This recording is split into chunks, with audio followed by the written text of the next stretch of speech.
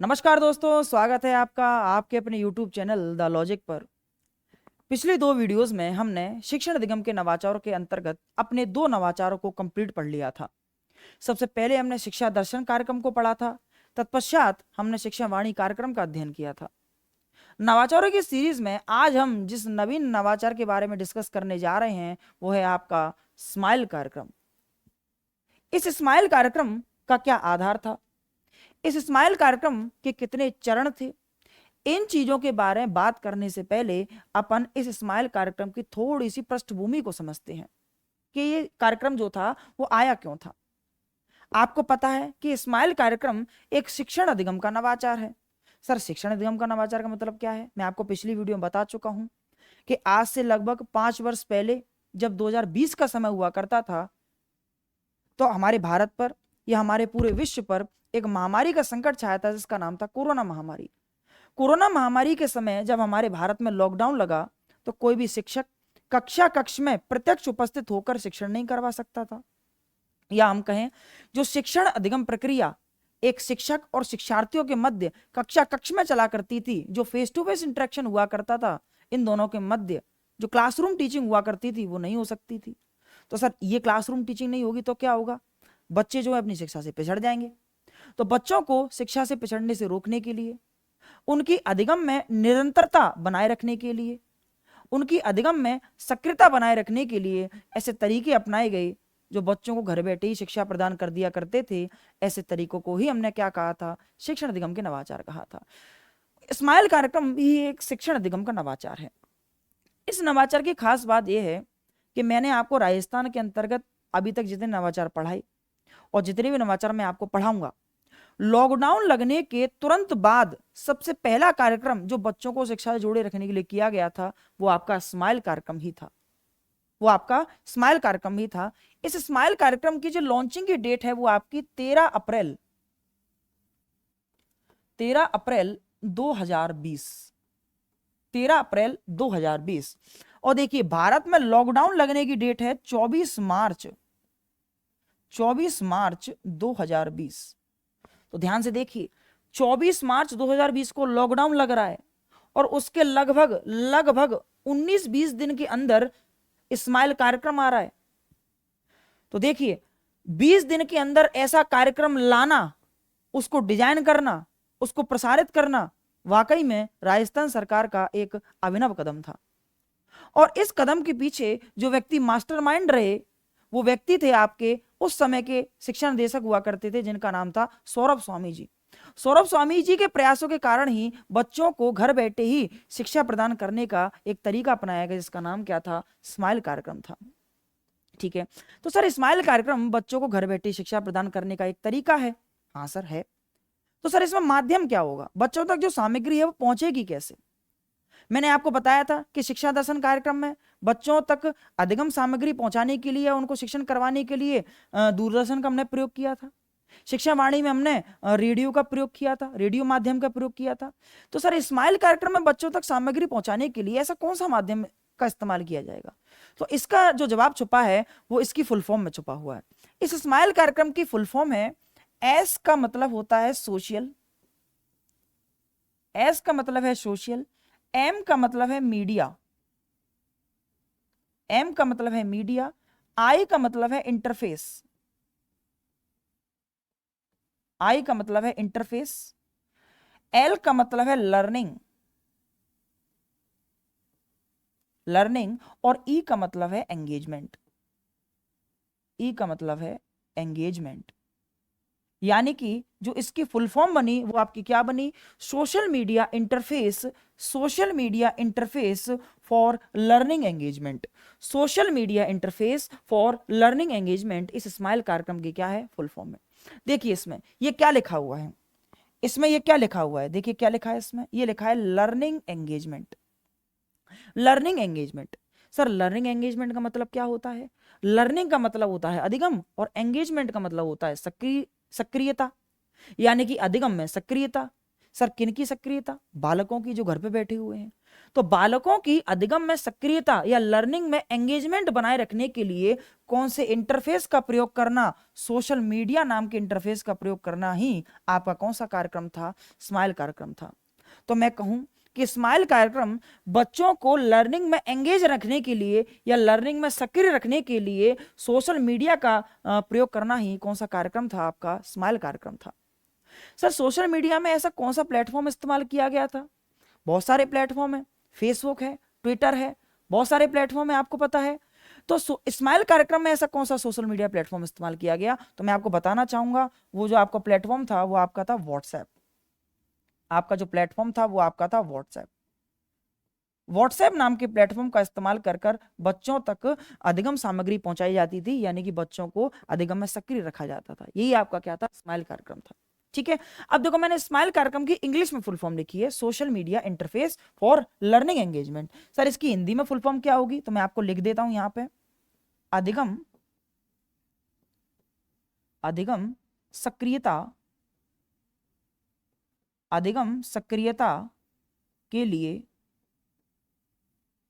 लिए social media social social media social media संयोजन, social media संयोजन। यानी कि इस स्माइल कार्यक्रम को हम हिंदी में क्या बोलेंगे? हिंदी में इसकी फुल फॉर्म है अधिगम सक्रियता के लिए सोशल मीडिया संयोजन, यानी कि बच्चों को अधिगम में सक्रिय रखने के लिए कौन से प्लेटफॉर्म का इस्तेमाल करना? सोशल मीडिया का प्लेटफॉर्म करना ही स्माइल कार्यक्रम था। ठीक है, तो इसके बारे में सामान्य जानकारी थी। इसके बारे में इस स्लाइड में जो मोस्ट इंपोर्टेंट चीज है वो आपकी है इसकी फुल फॉर्म क्या है इंग्लिश में। आप चाहें तो उसको हिंदी में भी ध्यान रख सकते हैं। साथ में इसकी लॉन्चिंग की जो डेट है वो आपकी है 13 अप्रैल 2020। ये आपके लिए क्या है? मोस्ट इंपोर्टेंट है। ठीक है, तो मैंने अब तक ये जो राम कहानी कथा कहानी कही, सर वो क्या है? वो आपके सामने ये आ गई, देखिए ये आ गई। तो इसमें क्या लिखा हुआ है स्माइल के बारे में? तो मैंने आपको बताया था कि कोरोना काल में बालकों की अधिगम निरंतरता को बनाए रखने तथा उन्हें शिक्षण अधिगम प्रक्रिया से जोड़े रखने के लिए यह एक कार्यक्रम शुरू किया गया था। तत्कालीन शिक्षा निदेशक जिनका नाम था सौरभ स्वामी जी, जिनका नाम क्या था? सौरभ स्वामी जी, जो कि आईएएस कैडर के अधिकारी थे, के द्वारा सबसे पहले सोशल मीडिया में कौन सा प्लेटफॉर्म? व्हाट्सएप का प्रयोग शिक्षण माध्यम के लिए किया गया। व्हाट्सएप का प्रयोग शिक्षण माध्यम के लिए किया गया। तो मैंने आपको बताया स्माइल कार्यक्रम कोरोना काल में बालकों की अधिगम निरंतरता को बनाए रखने तथा उन्हें शिक्षण अधिगम प्रक्रिया से जोड़े रखने के लिए यह कार्यक्रम शुरू किया गया था। बच्चे जो हैं लॉकडाउन में उनकी जो शिक्षा है वो बच्चे पिछड़ ना जाएं, अधिगम में निरंतरता बनाए रखने के लिए कार्यक्रम शुरू किया गया। तत्कालीन शिक्षा निदेशक थे हमारे सौरभ स्वामी जी, जो आईएएस कैडर के अधिकारी थे, के द्वारा सबसे पहले सोशल मीडिया प्लेटफॉर्म जिनका नाम था व्हाट्सएप का प्रयोग शिक्षण माध्यम के लिए किया गया था। ठीक है, तो मैंने आपको जो कहानी बताई थी उसका ये क्या हो गया? सार हो गया। ठीक है, अब अपन चलते हैं अपनी नेक्स्ट स्लाइड पर। देखिए स्माइल कार्यक्रम को आपको कंप्लीट पढ़ना है तो इसके आपको चरणों को पढ़ना होगा। इस स्माइल कार्यक्रम के कुल मिलाकर कितने चरण हैं? इस कार्यक्रम के कुल मिलाकर 3 चरण हैं। कितने चरण हैं? 3। स्माइल का जो प्रथम चरण है, जिसे हम केवल किस नाम से जानते हैं? स्माइल के नाम से जानते हैं, जिसकी लॉन्चिंग की डेट है आपकी, मैं पीछे बता चुका हूं आपको, 13 अप्रैल 2020। स्माइल का प्रथम चरण जिसे हम स्माइल के नाम से जानते हैं, जिसकी लॉन्च की डेट है आपकी 13 अप्रैल 2020। इसके कुछ समय बाद स्माइल का द्वितीय चरण आता है, जिसे हम स्माइल 2.0 के नाम से जानते हैं। उसकी लॉन्चिंग की डेट है आपकी 2 नवंबर 2020। 2 नवंबर 2020। अच्छा, इसके कुछ समय बाद स्माइल का तृतीय चरण आता है, जिसे हम स्माइल 3.0 के नाम से जानते हैं। उसकी जो लॉन्चिंग की डेट है, आपकी 21 जून 2021। 21 जून 2021 लॉन्चिंग की डेट क्या है? बोलिए। 21 जून 2021। 21 जून 2021। ठीक है, तो देखिए ध्यान से, स्माइल का प्रथम चरण जिसे स्माइल के नाम से जानते हैं 13 अप्रैल 2020 को लॉन्च किया गया। इसके कुछ समय बाद दूसरा चरण स्माइल 2.0 लॉन्च किया गया 2 नवंबर 2020 को। इसके कुछ समय बाद स्माइल का तृतीय चरण लागू किया गया स्माइल 3.0 के नाम से, जिसकी डेट है आपकी 21 जून 2021। ठीक है, अब देखिए मैं आपको इस स्माइल 3.0 कि जो लॉन्चिंग की डेट है वो आपकी क्या है, 21 जून 2021। 21 जून 2021, इस डेट को ध्यान से देखिए। मैंने आपको फर्स्ट वीडियो में शिक्षा दर्शन कार्यक्रम पढ़ाया था। उस शिक्षा दर्शन कार्यक्रम का जब दूसरी बार प्रसारण किया गया था, वो आपकी डेट कौन सी थी, वो आपकी यही डेट थी, 21 जून 2021। फिर मैंने आपको शिक्षा वाणी कार्यक्रम पढ़ाया था दूसरी वीडियो में। उस शिक्षा वाणी कार्यक्रम का जब दूसरी बार प्रसारण किया गया था, तो वो आपकी डेट भी कौन सी थी, आपकी डेट यही थी, 21 जून 2021। और स्माइल का जो तृतीय चरण है, स्माइल 3.0 के नाम से, उसकी डेट भी क्या है आपकी, 21 जून 2021। 21 जून 2021, ठीक है। तो इस स्माइल के हमको क्या पढ़ने हैं, टोटल मिलाकर 3 चरण पढ़ने हैं। तो अपन सबसे पहले कौन सा चरण पढ़ेंगे, स्माइल का प्रथम चरण, जैसे स्माइल के नाम से जानते हैं। लॉन्चिंग की डेट है आपकी 13 अप्रैल 2020। देखिए, तो अपन चलते हैं स्माइल के प्रथम चरण की बात करते हैं। देखिए, स्माइल का जो प्रथम चरण था, सर आपने बताया कि स्माइल कार्यक्रम में बच्चों को व्हाट्सएप के माध्यम से शिक्षण सामग्री पहुंचाई जाएगी, उनको शिक्षण करवाया जाएगा। तो सर व्हाट्सएप पे कैसे करवाया जाएगा, व्हाट्सएप पे व्हाट्सएप ग्रुप बनाकर बच्चों को शिक्षण सामग्री पहुंचाई जाएगी। जो ई कंटेंट बनाएगी, वो ई कंटेंट बच्चों तक व्हाट्सएप ग्रुप के माध्यम से पहुंचाया जाएगा। तो सर व्हाट्सएप ग्रुप बनाएंगे तो वो कैसे बनेंगे, तो मैं आपको बताना चाहूंगा, स्माइल का जो प्रथम चरण था उसमें व्हाट्सएप ग्रुप विद्यालय बार बने थे, स्कूल वाइज विद्यालय स्तर पर पूरा व्हाट्सएप ग्रुप बना था, यानी पूरे विद्यालय का एक ही ग्रुप। जैसे कि पूरे विद्यालय में जितने भी शिक्षक हैं वो सब इस ग्रुप में आ जाएंगे, जितने भी गार्जियंस हैं, जितने भी अभिभावक हैं वो सब इसमें आ जाएंगे, और जितने भी जो शिक्षार्थी हैं वो सब इसमें आ जाएंगे। तो पूरे विद्यालय का एक ग्रुप बनेगा। कौन से चरण में, स्माइल के प्रथम चरण में, पहली बात।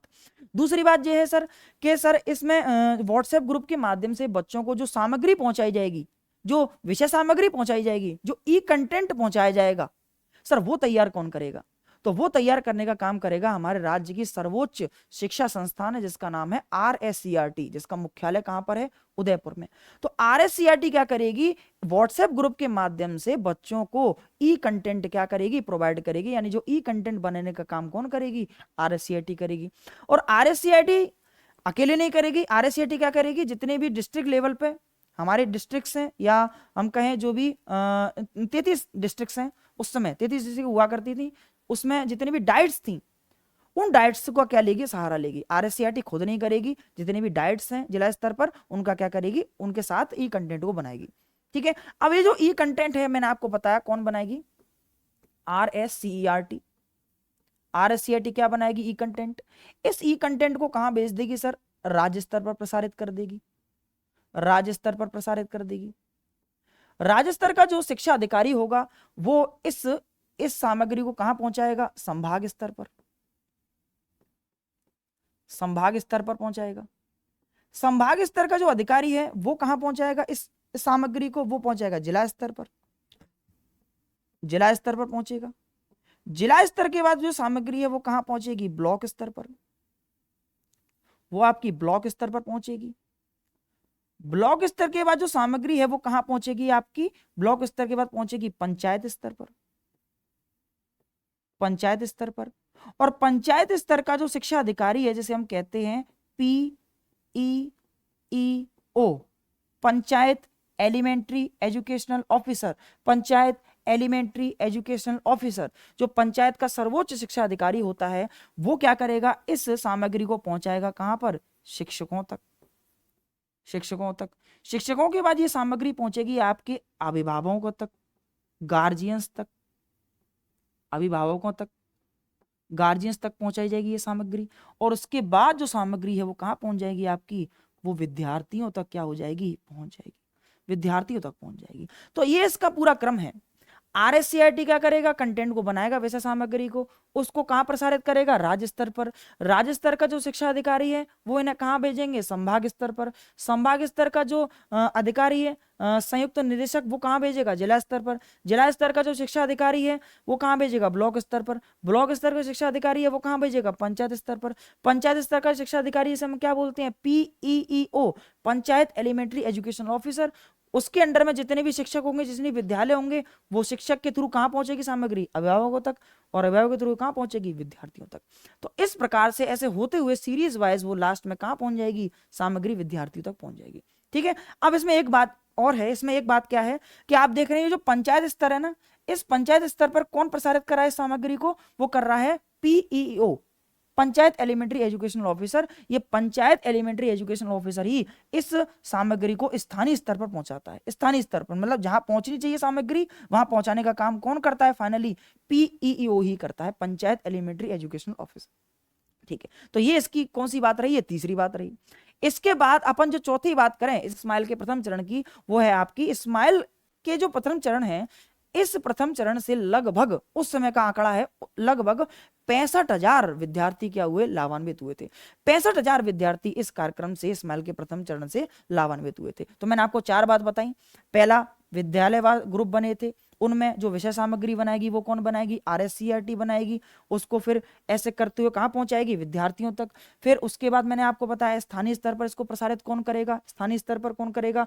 जो बैकग्राउंड लेवल है, उस जो ग्राउंड लेवल पर उसको प्रसारित करने का काम पीईओ करेगा। फिर इसके बाद जो चौथी जो है मैंने आपको बताई कि इस स्माइल के प्रथम चरण से लगभग कितने विद्यार्थी लाभान्वित हुए? उस समय के 65,000 विद्यार्थी लाभान्वित हुए। तो मैंने आपको जो बताया वो यहां लिखा हुआ है, देखिए। इस चरण में मैंने आपको बताया, क्या बताया? कि इस चरण में विद्यार्थियों के अधिगम को बाधित होने से रोकने के लिए वे उन तक शिक्षण सामग्री पहुंचाने के उद्देश्य से व्हाट्सएप ग्रुप बनाए गए। वे उनसे अभिभावकों को जोड़ा गया, गार्जियंस को जोड़ा गया। व्हाट्सएप ग्रुप बनाए गए, उनमें अभिभावकों को जोड़ दिया।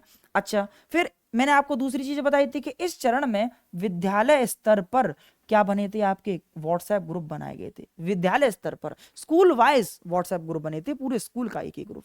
फिर इसके बाद मैंने आपको बताया था कि इसके लिए विषय सामग्री या हम कहें जो ई कंटेंट है तैयार करने का उत्तरदायित्व RSCERT, जिसका मुख्यालय कहां पर है? उदयपुर में है। जिसका मुख्यालय कहां पर था? उदयपुर में। वो इस कंटेंट को क्या करेगी? तैयार करने का काम करेगी। तो मैंने आपको बताया इसके लिए विषय सामग्री ई कंटेंट तैयार करने का उत्तरदायित्व RSCERT को दिया गया। साथ ही जिला स्तर पर डाइट्स को इससे जोड़ा गया। जिला स्तर पर जितनी भी डाइट्स हैं उनको इससे क्या कर दिया गया? जोड़ दिया गया। ठीक है, तो ये आपकी 2 बात हो गई। फिर मैंने आपको इस स्माइल के प्रथम चरण के बारे में और बात बताई थी। ये बताई थी कि स्थानीय स्तर पर इसका उत्तरदायित्व PEOS यानी कि पंचायत एलिमेंट्री एजुकेशनल ऑफिसर। बहुत सारी पंचायत हैं तो उनमें एक तो होगा नहीं, बहुत सारे होंगे, तो PEOS का था। उसी के नेतृत्व में सभी शिक्षक व्हाट्सएप ग्रुप के माध्यम से अधिगम सामग्री विद्यार्थियों तक पहुंचाना क्या करेंगे? सुनिश्चित करेंगे। विद्यार्थियों तक पहुंचाना क्या करेंगे? सुनिश्चित करेंगे। तो मैंने आपको बताया कि स्थानीय स्तर पर इसका उत्तरदायित्व पीईओ का था। उसी के नेतृत्व में सभी शिक्षक व्हाट्सएप ग्रुप के माध्यम से अधिगम सामग्री विद्यार्थियों तक पहुंचाना क्या करेंगे? सुनिश्चित करेंगे। मेन बात यह है कि इसको स्थानीय स्तर पर प्रसारित करने का काम कौन करता है? पीईओ करता है, जहां पर पहुंचनी चाहिए सामग्री। अच्छा, फिर मैंने आपको एक और चीज बताई थी कि अधिगम निरंतरता को बनाए रखने के लिए इस प्रयास में लगभग 65,000 विद्यार्थी इससे लाभान्वित हुए। 65,000 विद्यार्थी क्या हुए? इससे लाभान्वित हुए। ठीक है, तो ये जो जानकारी थी वो कौन से चरण के बारे में थी? स्माइल के प्रथम चरण के बारे में जानकारी थी। ठीक है, अब स्माइल का एक चरण तो है नहीं है। स्माइल के कुल मिलाकर कितने चरण है? 3 चरण है। हमने पहला चरण पढ़ लिया। अब अपन चलते हैं स्माइल के कौन से चरण पर? स्माइल के द्वितीय चरण पर। सर, स्माइल का जो द्वितीय चरण है उसकी लॉन्चिंग की डेट है आपकी 2 नवंबर 2020। पहली बात तो ये कि स्माइल का द्वितीय चरण लाया क्यों गया? क्या सर स्माइल के प्रथम चरण में कोई समस्या हो गई थी क्या? समस्या थी दोस्तों। क्या समस्या थी? देखिए, मैंने आपको बताया कि स्माइल के प्रथम चरण से लेकर केवल कितने विद्यार्थी लाभान्वित हुए? 65,000। क्या केवल राजस्थान में उस समय 65,000 विद्यार्थी थे क्या? नहीं, विद्यार्थी तो करोड़ों की संख्या में है। तो केवल पहले चरण से कितने विद्यार्थी लाभान्वित हुए? 65,000 विद्यार्थी लाभान्वित हुए। तो इस समस्या से सुलझने के लिए स्माइल का कौन सा कार्यक्रम लाया गया? स्माइल 2.0 लाया गया, जिसका डेट है आपकी 2 नवंबर 2020। ठीक है सर। अब इसमें क्या है सर कि सर ये समस्या आई क्यों? केवल 65,000 विद्यार्थी क्यों जुड़ पाए स्माइल के प्रथम चरण से? ऐसा क्यों हो पाया सर? ऐसा इसलिए हो गया क्योंकि कुछ ऐसे गार्जियंस थे, कुछ ऐसे अभिभावक थे जिनके पास स्मार्टफोन ही नहीं था।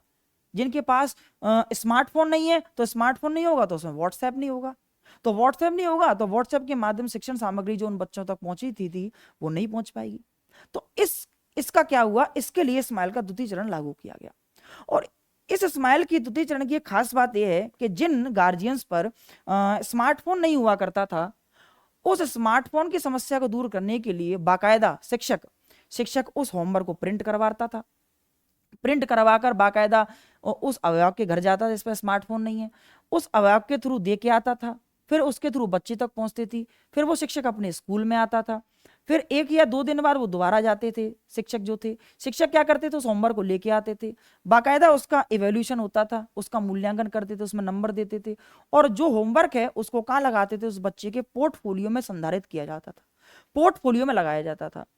पोर्टफोलियो में आपको पता होगा पोर्टफोलियो क्या है। पोर्टफोलियो हमारे राजस्थान स्तर पर हर बच्चे का क्या होता है, एक फाइल बनती है, उस फाइल के अंदर उस विद्यार्थी ने पूरे शिक्षण सत्र में जितने भी जो भी चीजें की हैं, चाहे कोई भी एक्टिविटी हो, जो भी कार्यपत्रक भरे हों, उन सबको संजो कर रखा जाता है, जितने भी टेस्ट दिए हों उन सबकी एक फाइल होती है, उसको क्या बोलते हैं, पोर्टफोलियो। तो उस पोर्टफोलियो में रखता था।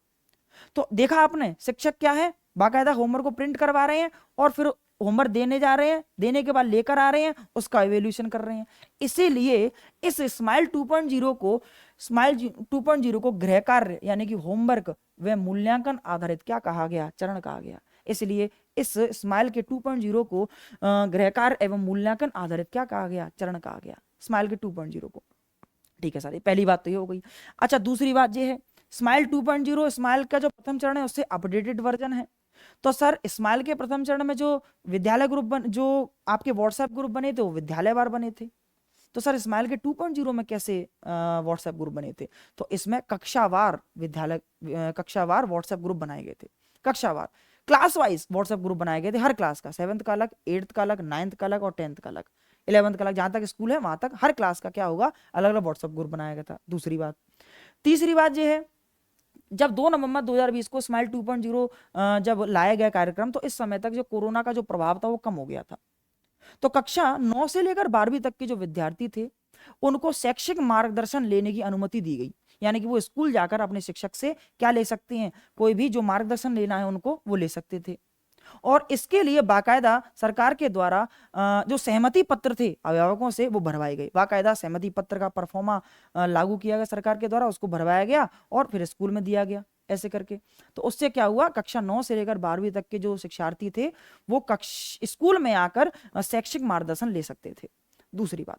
तीसरी बात इसके लिए क्या थी, तीसरी बात इसमें क्या थी कि स्माइल का जो तृतीय चरण था उसमें बाकायदा जो शिक्षक हुआ करते थे, बच्चे ने होमवर्क किया कि नहीं किया, उसके लिए बाकायदा फोन किया करते थे, कॉल किया करते थे, और 1 सप्ताह में लगभग 2 बार, यानी कि कम से कम 2 बार कॉल करना क्या होता था, शिक्षक को अनिवार्य होता था। और उस कॉल की बाकायदा एक लिस्ट बनती थी, बाकायदा एक फॉर्म बनता था जिसे हम क्या बोलते हैं, टीचर कॉलिंग फॉर्म कहा जाता है। उस टीचर कॉलिंग फॉर्म में उस कॉल को संधारित किया जाता था। तो बाकायदा जो अधिकारी हुआ करते थे रोज सुबह आया करते थे चेक करने के लिए, बताइए आपने किन किन को फोन किया है, तो बाकायदा वो लिस्ट को देखते थे, उस लिस्ट को ही हम क्या बोलते हैं, टीचर कॉलिंग फॉर्म कहा जाता है, वो था इसमें। तो देखिए मैंने आपको क्या क्या बताया, मैंने आपको बताया स्माइल 2.0 1 से अपडेटेड वर्जन है। इसमें क्या है, यह चरण गृह कार्य एवं मूल्यांकन की व्यवस्था पर आधारित था। डिजिटल माध्यम से वंचित विद्यार्थियों तक होमवर्क प्रिंट करवाकर घर तक पहुंचाना तथा गृह कार्य कर लेने के बाद उनका मूल्यांकन करके पोर्टफोलियो में लगाना। अच्छा, इसके बाद क्या हुआ, इसके बाद मैंने आपको बताया कि बच्चों को सप्ताह में कम से कम 2 बार कॉल की जाएगी, और इसका रिकॉर्ड टीचर्स कॉलिंग फॉर्म में संधारित किया जाएगा। टीचर्स कॉलिंग फॉर्म में क्या किया जाएगा, संधारित किया जाएगा, यानी कि टीचर ने किन किन बच्चों को कॉल किया उसका जो फॉर्म होगा उसमें संधारित किया जाएगा। ठीक है, तो स्माइल की 2 बातें थी। अच्छा, इसके बाद देखिए, इसके बाद मैंने आपको बताया कि इस चरण में व्हाट्सएप ग्रुप जो बने थे वो कैसे बनने लग गए थे, क्लास वाइज यानी कक्षावार व्हाट्सएप ग्रुप बनाए गए, तथा उस कक्षा के कक्षाध्यक्ष यानी कि जो क्लास टीचर होता है उसको क्या बनाया गया, ग्रुप का एडमिन बनाया गया।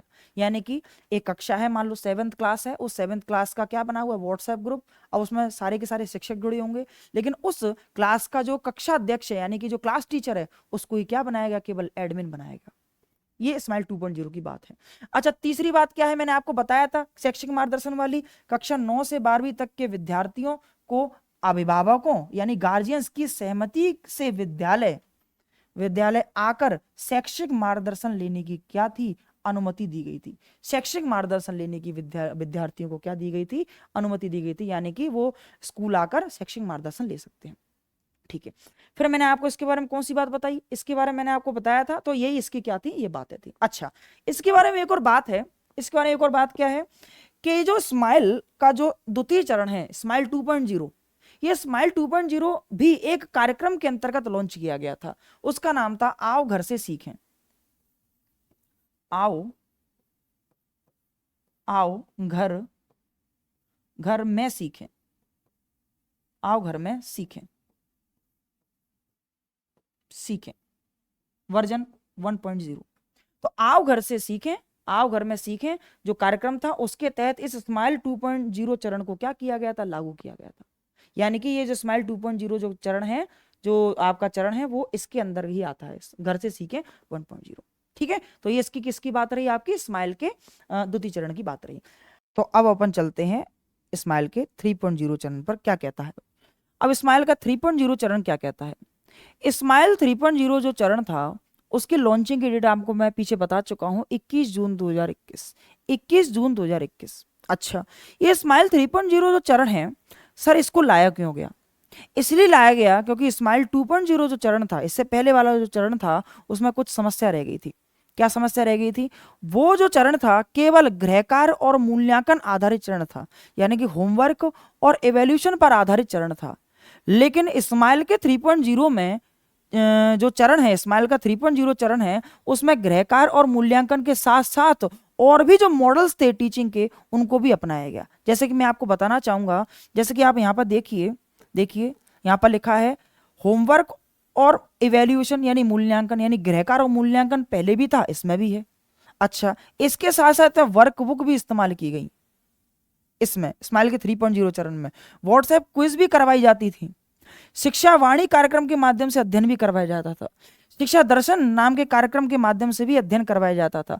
तो इसमें टीचिंग करवाने के बहुत सारे मॉडल्स इस्तेमाल किए जाते थे, केवल होमवर्क और इवैल्यूएशन ना होकर वर्कबुक भी भरवाई जाती थी, व्हाट्सएप क्विज भी करवाया जाता था, शिक्षा वाणी कार्यक्रम भी था, शिक्षा दर्शन कार्यक्रम था। तो टीचिंग के बहुत सारे मॉडल इस्तेमाल किए गए, इसीलिए इस चरण को हम मल्टी मॉडल टीचिंग के नाम से भी जानते हैं। इसलिए इस चरण को हम मल्टी मॉडल टीचिंग के नाम से भी जानते हैं। तो यहाँ क्या लिखा हुआ है, देखिए स्माइल 3.0 के बारे में, इस चरण को मल्टी मॉडल टीचिंग के नाम से भी जाना जाता है। क्यों, क्योंकि इसमें होमवर्क साथ में मूल्यांकन होता था, वर्क बुक भी भरवाई जाती थी, व्हाट्सएप क्विज भी आता था, शिक्षा वाणी कार्यक्रम के माध्यम से अध्ययन, शिक्षा दर्शन कार्यक्रम माध्यम के से भी अध्ययन हुआ करता था।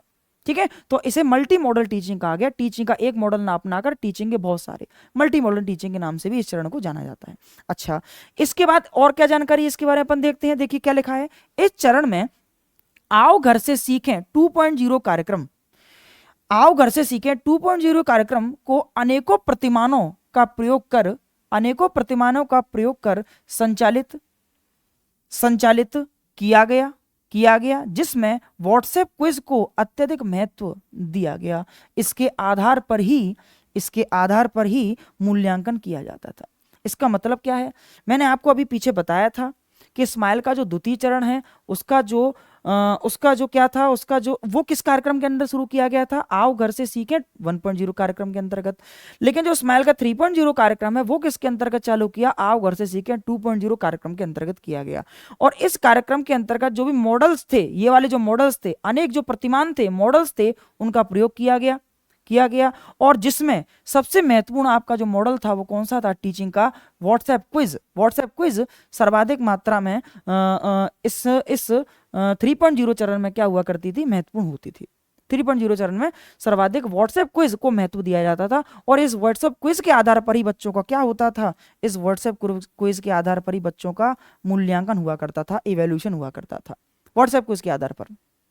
ठीक है, तो ये दो बात हो गई। अच्छा, अब अपन इस स्माइल के 3.0 जो कार्यक्रम है, जो स्माइल का तृतीय चरण है, उसके बारे में अगली बात करते हैं। देखिए अब इस चरण में क्या है, और देखिए इस चरण में विद्यार्थियों को प्रातःकाल ई कंटेंट भेज दिया जाता था। यानी कि 3.0 चरण में सुबह ही बच्चों को क्या भेज दिया जाता था, कंटेंट को भेज दिया, जैसे बच्चे सुबह ही पढ़ने में लग जाएं।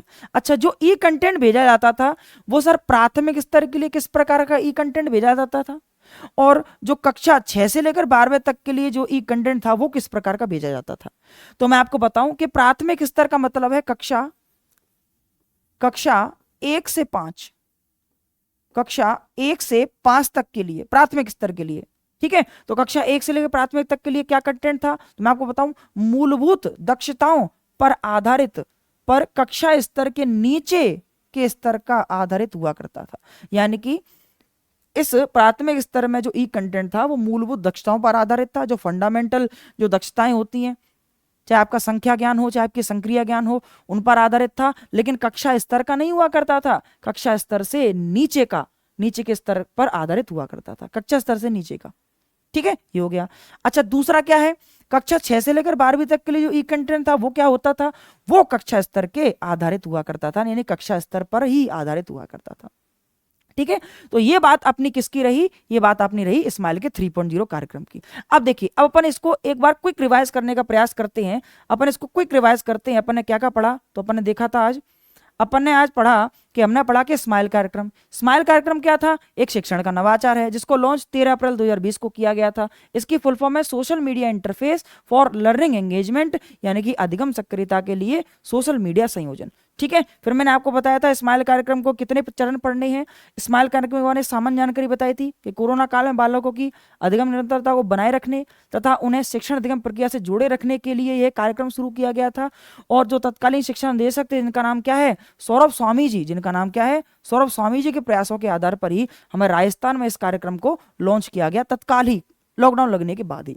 अच्छा, फिर मैंने आपको बताया कि स्माइल कार्यक्रम में कितने चरण पढ़ने हमको, 3 चरण। स्माइल का प्रथम चरण जिसे स्माइल के नाम से जाना जाता है 13 अप्रैल 2020 का है। स्माइल का द्वितीय चरण स्माइल 2.0 के नाम से 2 नवंबर 2020 का है। स्माइल का तृतीय चरण जिसे स्माइल 3.0 के नाम से जाना जाता है, इसकी डेट है आपकी 21 जून 2021 को। फिर अपन ने देखा था स्माइल के एक एक चरण को पढ़ेंगे अपन। तो स्माइल का प्रथम चरण था, मैंने आपको बताया था, इस चरण में विद्यार्थियों के अधिगम को बाधित होने से रोकने के लिए उन तक शिक्षण सामग्री पहुंचाने के उद्देश्य से व्हाट्सएप ग्रुप बनाए गए थे और उनसे अभिभावकों को जोड़ा गया था। लेकिन व्हाट्सएप ग्रुप कैसे बनाए गए थे, विद्यालय स्तर पर, यानी कि स्कूल वाइज व्हाट्सएप ग्रुप बनाए गए थे। अच्छा, फिर मैंने आपको बताया था कि इसमें जो अधिगम सामग्री पहुंचाई जाएगी व्हाट्सएप ग्रुप के माध्यम से, वो सर वो कौन बनाएगा, वो ई कंटेंट कौन बनाएगा, वो RSCIT बनाएगी। RSCIT जितने भी जिला लेवल पर डाइट्स हैं उनके सहयोग से ये बनवाएगी कंटेंट को, जिसे हम ई कंटेंट कह सकते हैं, विषय सामग्री।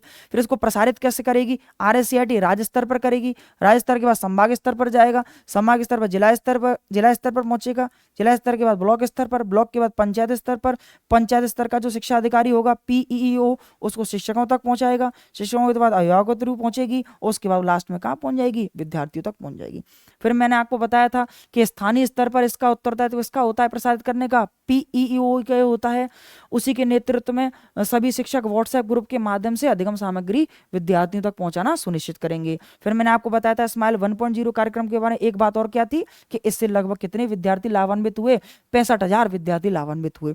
अब 65,000 विद्यार्थी लाभान्वित हुए तो ये तो बहुत बड़ी समस्या है, तो करोड़ों में विद्यार्थी हैं, तो इस समस्या से निजात पाने के लिए स्माइल का द्वितीय चरण लाया गया, जो कि गृहकार और मूल्यांकन व्यवस्था पर आधारित था। बाकायदा शिक्षक जाते थे, होमवर्क प्रिंट करवाते थे, वहाँ दे के आते थे, लेकर आते थे, एवेल्यूशन करते थे, पोर्टफोलियो में लगाते थे।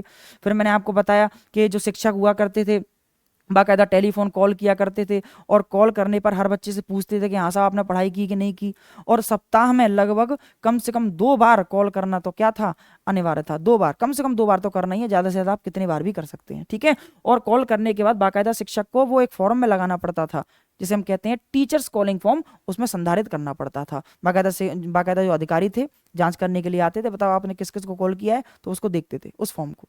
फिर मैंने आपको बताया था स्माइल 2.0 कार्यक्रम के बारे में और क्या जानकारी थी, मैंने आपको बताया था इसमें क्लास वाइज ग्रुप बनने लगे थे, क्लास वाइज क्या बनने लगे थे, ग्रुप बनने लगे थे। और उस ग्रुप का जो एडमिन था, यानी कि जो ऐड कर सकता है किसी भी व्यक्ति को बाहर निकाल सकता है, वो कक्षा अध्यक्ष हुआ करता था, उस कक्षा का जिसे हम बोलते हैं क्लास टीचर। फिर मैंने आपको बताया था कि कक्षा 9 से लेकर 12 तक के विद्यार्थियों को अभिभावकों की सहमति से विद्यालय आकर शैक्षिक मार्गदर्शन लेने की अनुमति दी गई थी। यानी कि जो बच्चे 9 से 12 तक के थे बाकायदा स्कूल आकर शैक्षिक मार्गदर्शन ले सकते हैं, लेकिन सहमति से, अभिभावकों की सहमति से बाकायदा सहमति पत्र भी भरवाए गए थे। फिर मैंने आपको बताया था कि स्माइल का जो द्वितीय स्माइल का जो ये 2.0 कार्यक्रम है, ये कौन से कार्यक्रम के अंतर्गत चालू किया गया है? आओ घर से सीखे 1.0 कार्यक्रम के अंतर्गत। फिर मैंने आपको बताया कि अब अपन पढ़ रहे थे इसके बाद स्माइल का तृतीय चरण। स्माइल के तृतीय चरण की जो डेट है वो आपकी 21 जून 2021 है। इस चरण को मल्टी मॉडल टीचिंग कहा जाता है। क्यों? क्योंकि इस चरण से पहले जो 2.0 चरण था उसमें केवल गृहकार और मूल्यांकन को ही साथ में लिया गया था, लेकिन इस चरण में वर्कबुक को शामिल किया गया। इसके बाद व्हाट्सएप क्विज को भी किया गया। शिक्षा वाणी के माध्यम से भी अध्ययन होता था, शिक्षा दर्शन के माध्यम से अध्ययन होता था। तो टीचिंग कराने के मल्टीपल मॉडल्स थे, इसलिए इसे क्या कहा गया? मल्टी मॉडल टीचिंग के नाम से भी इस चरण को जाना जाता है। फिर मैं आपको बताया था इस चरण में आओ घर से सीखे 2.0 कार्यक्रम को अनेकों प्रतिमानों, ये सारे के सारे मॉडल जो हैं इसके हैं, प्रतिमानों का प्रयोग कर संचालित किया गया, जिससे व्हाट्सएप को सर्वाधिक महत्व दिया गया था। यानी कि इन सभी मॉडल्स ऑफ टीचिंग में सर्वाधिक महत्व किसको दिया गया? व्हाट्सएप क्विज को दिया गया। और इसी व्हाट्सएप क्विज के आधार पर क्या हुआ करता था? बच्चों का मूल्यांकन हुआ करता था, बच्चों का इवैल्यूएशन होता था कि बच्चे कैसे हैं, भाई साहब पढ़ रहे हैं कि नहीं पढ़ रहे हैं। ये हो गया।